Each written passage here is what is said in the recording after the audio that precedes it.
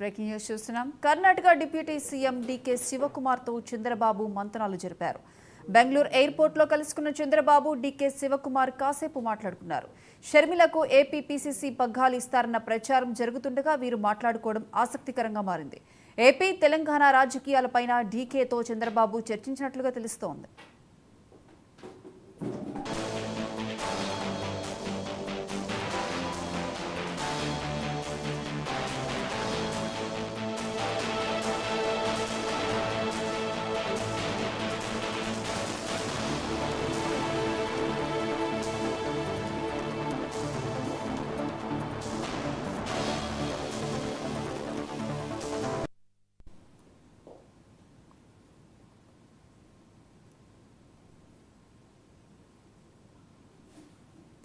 Karnataka deputy CM DK శివకుమార్తో చంద్రబాబు మంతనాలు జరిపారు. బెంగళూరు ఎయిర్పోర్ట్లో కలుసుకున్న చంద్రబాబు, డీకే శివకుమార్ కాసేపు మాట్లాడుకున్నారు.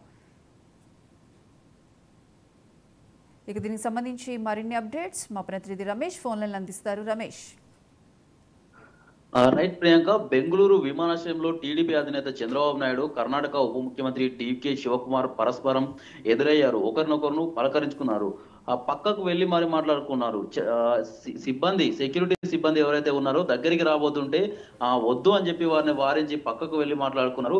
వీరిద్దరూ అంటే రహస్యంగా మాట్లాడుకోవడంతో రాజకీయ ప్రాధాన్యత సంతరించుకుందనే చెప్పుకోవాలి.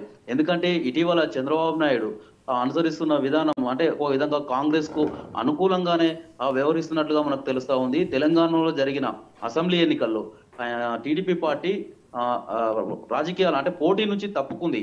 అది ఒక విధంగా అంటే ఇక్కడ ఉన్న రేవంత్ రెడ్డికి, పిసిసి చీఫ్ గా ఉన్న రేవంత్ రెడ్డికి సహకారం అందించినట్లయింది. ఎందుకంటే ఒకప్పుడు చంద్రబాబు నాయుడు శిష్యుడు రేవంత్ రెడ్డి, ఆయన పిసిసి చీఫ్ గా ఉండి ముఖ్యమంత్రి రేసులో ఉండడంతో ఒక విధంగా చంద్రబాబు నాయుడు తెలంగాణలో పోటీ నుంచి తప్పుకున్నారనే ఊహాగానాలు అప్పుడు వినిపించాయి.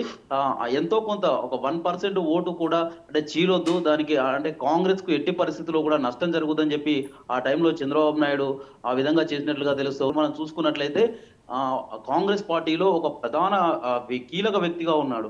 మొత్తం దేశవ్యాప్తంగా కూడా ఆయన ఒక ప్రధానమైన వ్యక్తిగా కాంగ్రెస్ పార్టీలో ఉన్నాడు. అట్లాంటి వ్యక్తితో రహస్య మంతనాలు జరపడంతో ప్రాధాన్యత సంతరించుకుందని చెప్పుకోవాలి. అటు ఏపీలో చూసుకున్నట్లయితే పిసిసి చీఫ్ గా రుద్రరాజును తొలగించి ఇటు వైఎస్ షర్మిలను పిసిసి చీఫ్ గా నియమిస్తారనే ఊహాగానాలు వినిపిస్తున్నాయి. ఈ మధ్య కాలంలో ఆమె తెలంగాణలో ఆమె వైఎస్ఆర్ టీపీ అధ్యక్షురాలుగా అంటే పార్టీ అధినేతగా ఉన్నారు. ఆమెను అంటే కాంగ్రెస్ పార్టీ ఇప్పటికే ఆమెతో మాట్లాడినట్టుగా కూడా ఊహాగానాలు వినిపిస్తున్నాయి.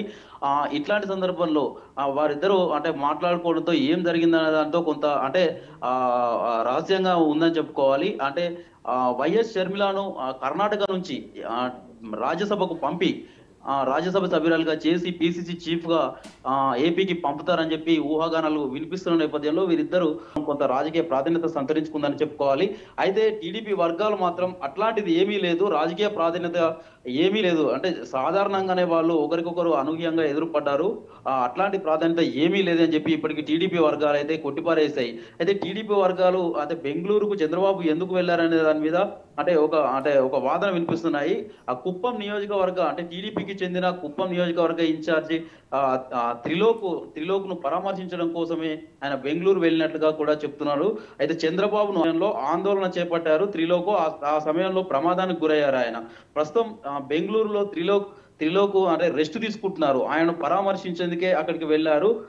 తీవ్ర అనారోగ్యంతో ఆయన బాధపడుతుండటంతో చంద్రబాబు కుటుంబ సభ్యులతో మాట్లాడి వారికి భరోసా కల్పించారు, అండగా ఉంటామని చెప్పారు. అందుకోసమే అక్కడికి వెళ్లారు. తిరుగు ప్రయాణంలో బెంగళూరుకి వచ్చారు. అంటే బెంగళూరులో ఆయన పరామర్శించిన తర్వాత కుప్పం వెళ్ళడానికి చంద్రబాబు నాయుడు బెంగళూరుకు రావడంతో అదే సమయంలో బెంగళూరు కర్ణాటక ఉప ముఖ్యమంత్రి నాగ్పూర్ వెళ్తున్నారు. ఈ రోజు కాంగ్రెస్ పార్టీ ఆవిర్భావ దినోత్సవం కోసం అక్కడికి వెళ్తున్న సమయంలో ఇద్దరు అనూహ్యంగా కలుసుకున్నారు తప్పితే ఎటువంటి రాజకీయ ప్రాధాన్యత లేదు అని చెప్పి టీడీపీ వర్గాలు చెప్తున్నాయి. Priyanka. Right Ramesh, thank you.